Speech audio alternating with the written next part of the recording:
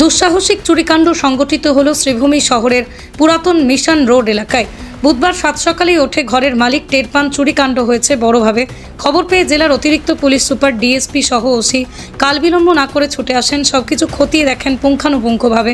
যে কক্ষে চুরিকাণ্ড সংঘটিত হয়েছে সে কক্ষ নিশি কুটুম্বরা ভিতর থেকে বন্ধ করে চলে যাওয়ায় প্রচণ্ড অসুবিধার সৃষ্টি হয় চুরিকাণ্ড প্রত্যক্ষ করতে। তবে স্নিপার ডগ এনে তদন্ত করা হয় বলে আশ্বাস দেন পুলিশ বিভাগীয় উচ্চপদস্থরা। বাড়ির মালিকের ভাষ্যমতে পিছন দিক দিয়ে চোরেদের দল প্রবেশ করে লোহার গ্রিল ভেঙে দিয়ে কক্ষে প্রবেশ করে সবকিছু তছনছ করে দেয়। স্টিল আলমারি থেকে দামি অলংকার সহ নগদ 4 লক্ষ টাকা হাতিয়ে নিয়ে যায়। ঘুম থেকে উঠে এমনটাই অবস্থা দেখে হাওমাও করে কাঁদতে থাকেন ঘরের মালকিন। কাঁদো কাঁদো স্বরে বলেন, চোরদের দল দামি অলংকার সহ ব্যাপক অর্থ হাতিয়ে নিয়ে যাওয়ার তারা পুরোপুরি অসহায় হয়ে পড়েন। ঘরে সদস্যরা থাকা সত্ত্বেও এভাবে নিশি কুটুম্বদের তাণ্ডব পাড়ার অন্যান্য লোকেরা চিন্তাগ্রস্ত। নিরাপত্তাহীনতা বোধ করছেন অনেকেই।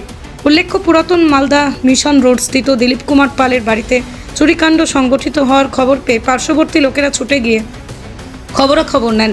বিভাগীয় আধিকারিকরা স্নিপার ডগ নিয়ে এনে সবকিছু তদন্ত করেন।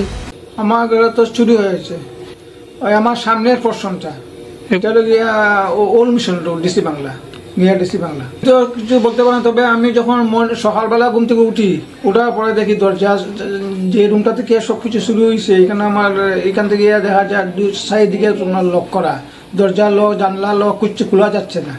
তারপর দেখা গেল যে জানলা মানে সামনের যে রুমের মধ্যে আমার 2টা গোদরেজ ছিল, 2টা গোদরেজে আমার টাকা পয়সা সোনা সব কিছু ছিল, সব লটপাট। কিন্তু এটা তো খোলা যাচ্ছে না, আমি মানে খোলা যাচ্ছে না, যার লাগে দেখা হবে একটা জানলা পার যখন আমরা এই সাইড দিয়ে মানে বাইরের দিকে খুলছি, আবার দেখা গেছে যে সমস্ত গোদরেজের মধ্যে সমস্ত 2টা গোদরেজ আমার খোলা, সোনা টাকা এগুলা কতটা। ধরুন আমার তো ওই যে আমার শালার দোকানের মধ্যে মানে টাকা, আমরা তো দোকানদারি করি, আমার শালা তো মারা গেছে, যার লাগে আমরা দোকানদারি করি, তার কিছু টাকা আছে, আমারও কিছু টাকা আছে, মোটামুটি 3-4 লাখ টাকা।